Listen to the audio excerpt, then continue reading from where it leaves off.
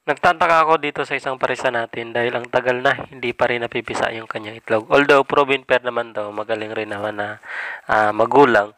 So ngayon nagtataka ako bakit hindi pa napipisa. Siguro mga nasa 1 month na yung kanyang nililimliman.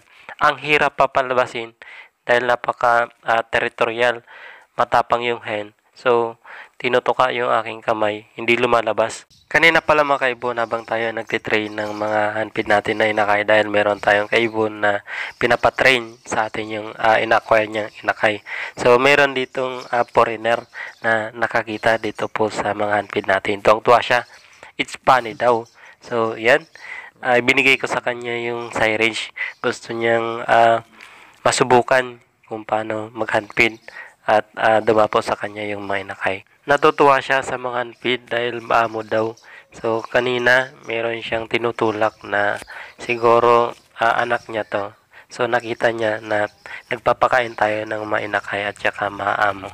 Yan naman yung binalik sa atin yung syringe at saka yung mga ibon dahil umiyak na yung kanyang anak.